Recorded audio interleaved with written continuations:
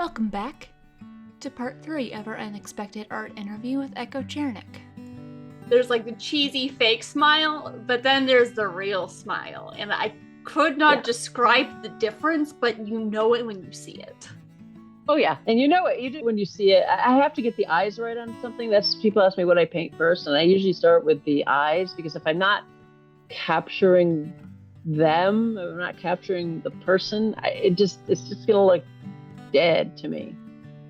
It's so funny because with the face blindness, I'll be like, I'll be painting a portrait, and then I'll be like, it doesn't look right. It doesn't look right. And my husband's like, it looks great. It looks fine. I'm like, no, it doesn't feel right. It doesn't.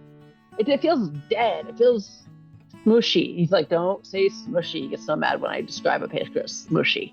And, I'm like, it looks smushy. And he's like, it's not smushy. I'm like, it doesn't look right. And I'm like, and then I'll finally makes the right changes and I'll get it live to me.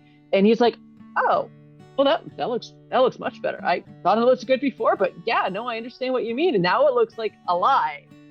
It doesn't feel right to me. So it just if a piece if I'm not getting that soul out of it, which is why I think a lot of people really like the way I paint women and the way I paint people, because I work really hard to capture. They're not just like objects. So you paint who they are more than what they look like, which takes forever and is terribly frustrating sometimes. I'm like, I just want to bash my head in because I'm like, I can't get the life in it. It should be easy by now. Why isn't this easy? But especially when it's like you don't even have the words for why something isn't right, and technically it might look technically correct, but still it's not. It's not, Pushy. And you have to fix it because otherwise it's going to drive you insane. It doesn't look right, and I know it doesn't look right. It's just it drives me crazy, and I hate it. Oh, I have so many pieces that I've done that I'm like, no, they're not good enough. And people are like, they're great. I'm like, they're not. They just don't connect. They're just not there. And yeah. Anyway, that's really important to me when I'm doing my pieces. Gesture is important. I've talked to a lot of people about doing gesture drawings and catching the way a person moves or stands or sits, and you should be able to capture gesture in one just stroke. And if you don't have good gesture in your pose or whatever you're drawing, the piece isn't going to work no matter how fine you render it, how long you take rendering it. It's still going to look stiff. There's gesture in everything, even objects, inanimate objects. I was explaining to somebody the other day about gesture. I'm like, well, the lamp over there. The lamp has gesture, and I sketched out in one line the gesture of the lamp, and they're like, oh, yeah, it does. It's just it's how things move, whether they're animate or inanimate or people and stuff. And if you don't catch that, then you might as well not continue moving forward with the piece because it gets still and dead. That's why I don't do really, really, really detailed sketches before I work on a piece, because I tend to lose the gesture. So I tend to kind of start on my piece, and then I get excited and I get into it, and it stays alive. Because I don't know if you've noticed, sometimes people they do these great sketches, and then the finished piece looks kind of really stiff, and it's because they lost the gesture somewhere along the way. So it wasn't until you started explaining about the gesture that I'm just looking through your pieces. That's what makes them so dynamic, so interesting, so, as you would say, alive, is just the gesture and the way these drawings and these people exist within the space. Mm-hmm. Makes them feel more real. And also the colors that you use, and it's a number of things, colors, but that specific that specific aspect is something that I hadn't been able to put my finger on. I'm drawing right now. I have a book cover I'm doing for a small pub for an independent author, and all it is I have to paint a green dress on the forest floor. And so I had to actually go out, and I borrowed pieces of daughter because I had to have this embroidered bodice and then like this flowy short skirt. And I went over to like where the mall was, and they have like I was looking for something with evergreen with pine needles on the ground, and I'm like laying sticks out and I'm laying this dress out, and I had to get the gesture of this dress right, and it looks really good because it has to flow right, and he's all excited about how it looks, but you can't just like plop it on the ground. I mean, this dress is not a person, it's just a dress, but it's going to have gesture and the way the folds fall, the way the embroidery goes, and it still has the movement and the motion and the way that it exists in the space where it is, which that is what you define as the gesture. Yep. And I wanted to put some evergreens in there too, so I have to put the gesture of where they're going to go and how they're going to flow across the page. And if you've ever looked at like a painting or a picture and you've gotten like, you find you're just not interested in looking at it, you're like, oh, whatever. And you just, it's probably because the composition and the gesture is just off.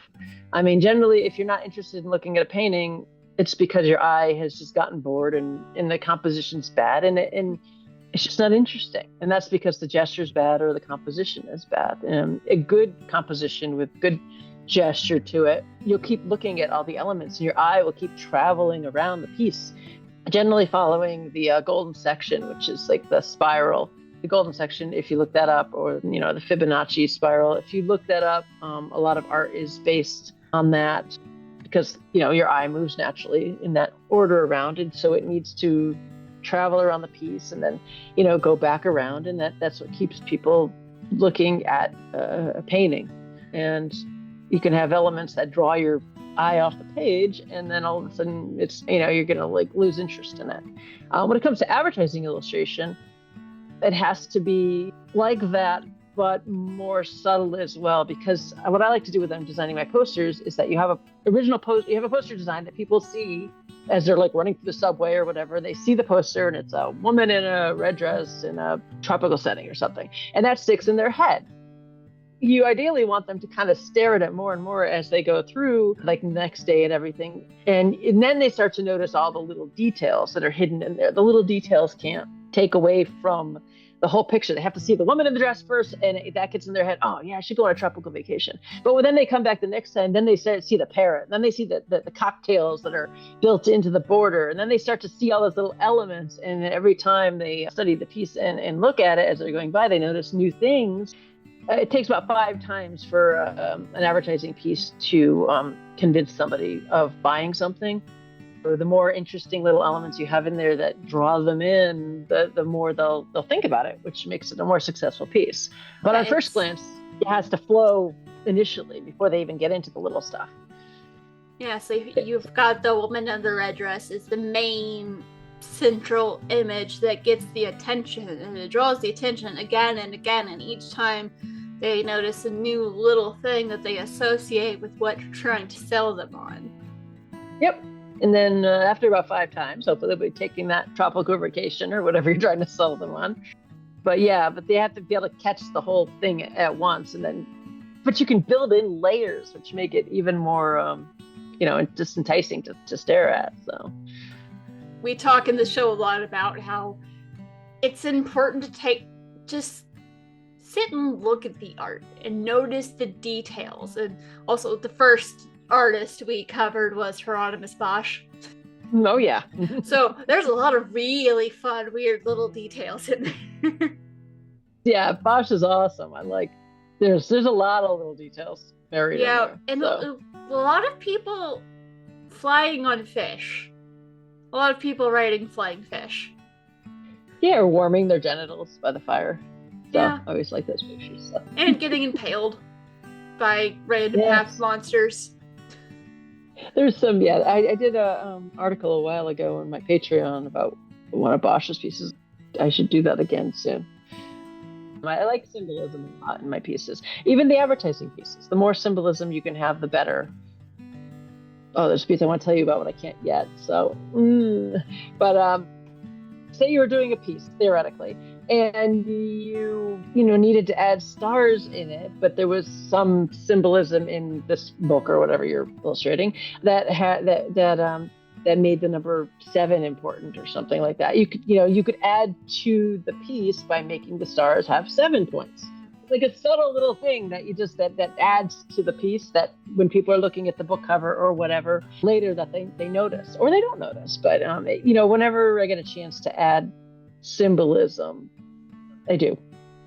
Adding those little details that sort of embellish and contribute to the story and the message, that when someone looks back, like, ooh. Yeah, they get it later, especially if they're fans of whatever you're illustrating. Then they'll notice. Trust me, they will notice if you do it wrong. Wrong gun, or the wrong knife, or the wrong symbol, or that you make the cloak the wrong color on a book cover. Oh, they'll notice. So it's important to read the book, because they will definitely be like, wait a minute, why is it this color? So you better have an answer for it. Yeah. So it's important to read a book if you're going to be illustrating the cover for it. How did you get into doing illustrated covers for books, and what's that been like? Like I said, I do illustrations for lots of things. I get contacted usually through my rep for most of the book covers. So it's fun. I believe it's really important to read the book. I did a book cover for one. I forgot the name of it, but it was a book that hadn't been written yet. And they're like, oh, we need it to be all tarot themed. It's on my site. It's Oracle. And it's all tarot themed, and it has to do with the tarot. But, we haven't really written the book yet. So just do it based on this. I'm like, how am I going to do this if I haven't read the book? Also, so much is going to change from the initial idea. Speaking from experience, you think it's going to be about tarot. That doesn't mean it's going to revolve around tarot. Something else is probably going to sneak its way in. Speaking from experience. This book publisher they wanted a book, and so they figured they were going to hire an author to write it after the fact. I don't think it ever got finished, so I'm not really sure. But the cover came out great. Oh. It might have been more of like a ghostwriting thing then, where it's like there's someone hired to write something based on something someone else came in. I've looked into ghostwriting because that would be cool. Yeah. Yeah, I write science fiction, I write fantasy, I write some cyberpunk, hence the interest in Shadowrun. Yeah. I did a cover. It was a box set for Cassandra Clare. I forgot the name of the series. It was I forget, it's on my website. The Cassandra Clare piece, I didn't actually get the chance to read them because the deadline was too short on that one. Also, she writes really long series, really long books. I forget what series it was, but I had to do a poster. It was announcing whatever the latest book was. The Mortal Instruments series? No, I don't think so. That didn't sound familiar. I'm trying to remember which one it was. Oh, here it is, Lady Midnight. It was announcing Lady Midnight. The Dark Artifices series. Dark Artifices series. And so that this was stunning. I know.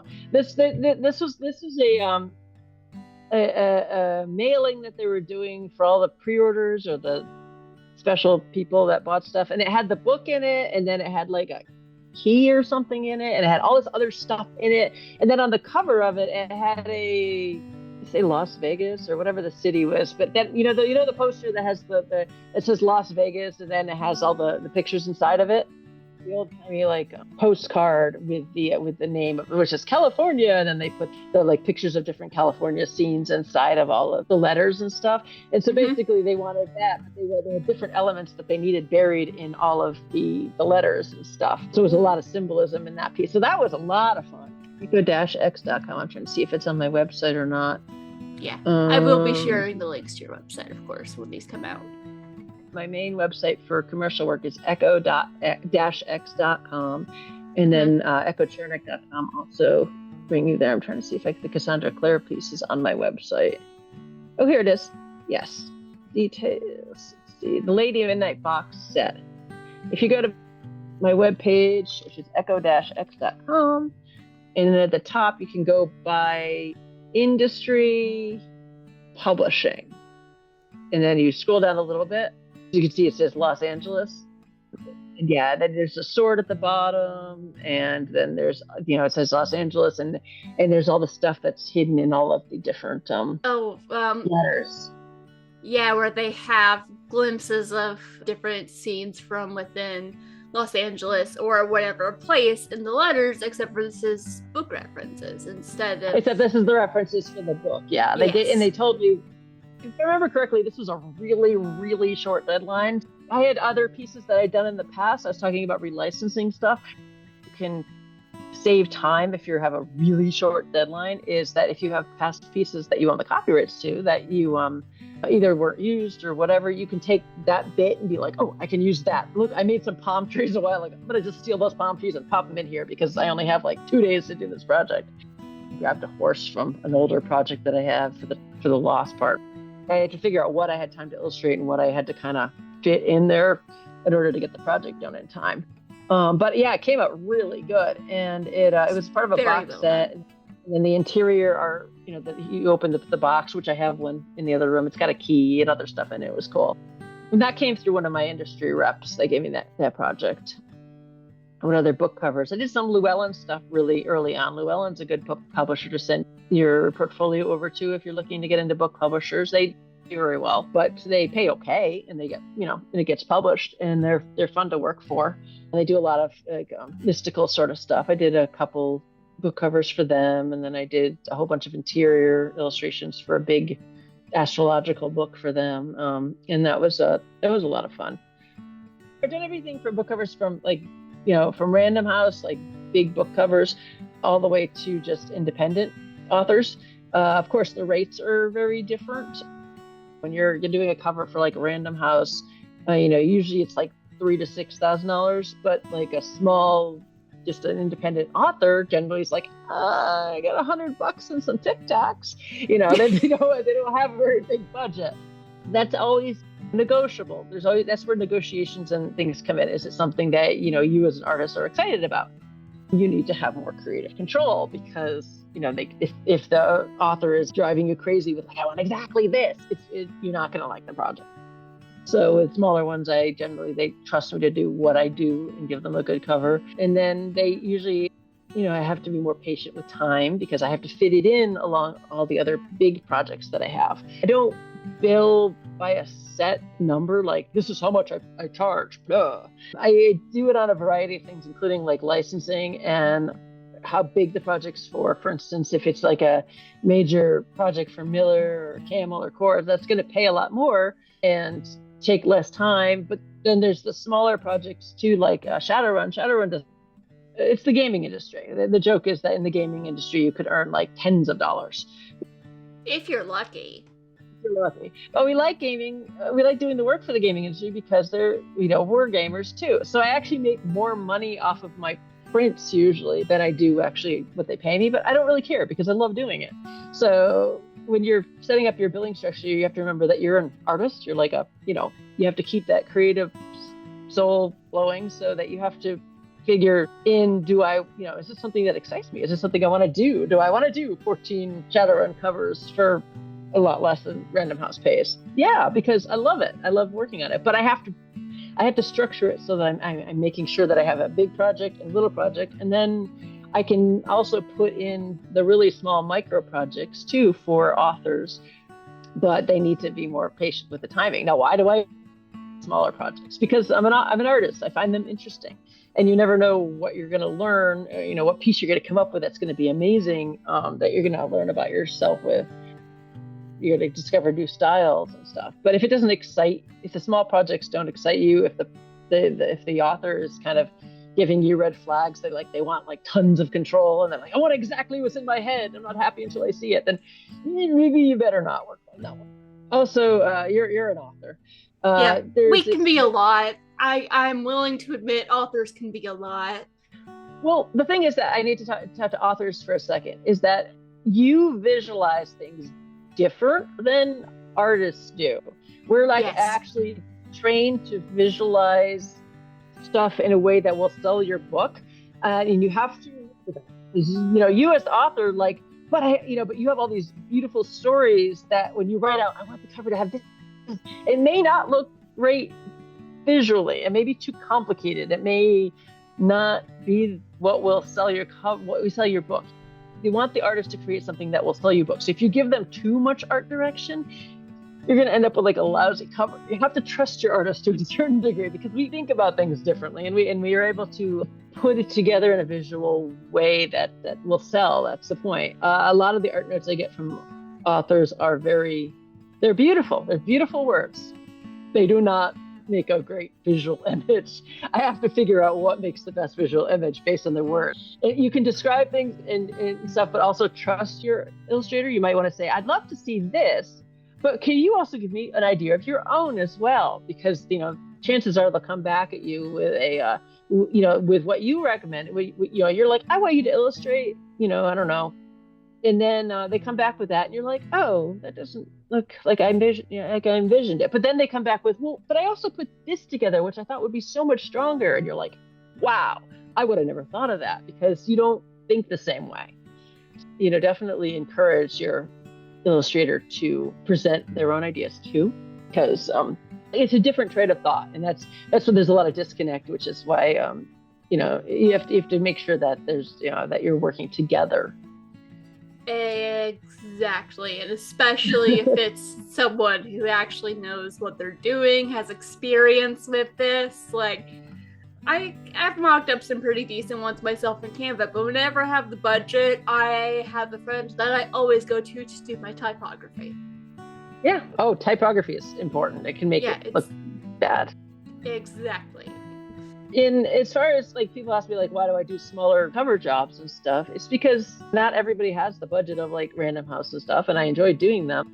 So don't be afraid to ask an illustrator if they're, and ask them what their budget is. And usually they'll be flexible. And if they're not flexible, if they're like, nah, I got this much and that's it, then don't work with them. It never hurts to ask, it never hurts to say, hey, I have this book. I don't have a huge budget, but are you interested? Because you never know if they are. I mean, I've had projects that people have contacted me for, and they're like, I don't really have a budget. I only have like $500 or something. I'm just making something up. Let's say they're like, I want to have a cover with an anglerfish on it, in the deep ocean, but I only have like $500. And I might have, as an artist, been wanting to do an anglerfish painting for like years, but I haven't been able to take the time. And they'll be like, wait a minute, I can do the painting I wanted and get $500? Cool. I can fit them in together. Another alternative is that if, for instance, say you were to contact me because you want a woman in a red dress on your cover, but you don't really have any money or whatever. But I have a whole bunch of pieces of women in red dresses in various poses that you might be like, oh, well, I love this one. This one is perfect. This is exactly what I want. And I'm like, we just crop it like this, and then I can relicense the image to you. And it's a beautiful image that would have cost $5,000 or something to originally do. But since I've already used it for another project, I already have it in my bin that I can just relicense to you for a really low rate and maybe do the typography on as well and change a couple little elements to make it fit in. And, voila, you have fantastic art for a really low rate and you didn't even know existed. It never hurts to ask, but always be nice. Mm-hmm. Being nice is important because if you're rude, that artist has friends. Always be nice. Yes, definitely always be nice. And don't be afraid to prod them too, because I get so busy every once in a while. I need people to be like, hey, Echo, you can get back to me. And I'll be like, oh, sorry, because I was traveling or whatever. So, but be nice, you be persistent, but ask about like licensing. If you love their work, they might have something that they've already done and that they're just willing to take your money and you can use it and everybody wins. Exactly. But yeah, always be nice. That's the right answer in everything. And the right cover art that appeals to readers of your genre, that fits with the story that you've told, where like the sort of promises that the art gives you are fulfilled in the story itself, that can help sell your book. Oh, definitely. You've been listening to an unexpected art interview with Echo Chernik. You can find her work at echo-x.com. Stay tuned for the rest of our interview. If you like what we're doing, you can follow us on social media and join the conversation over at An Unexpected Art Lesson on Threads, Blue Sky, and Substack. And you can also support us over on Patreon, get early access to episodes and other fun things at patreon.com/anunexpectedartlesson.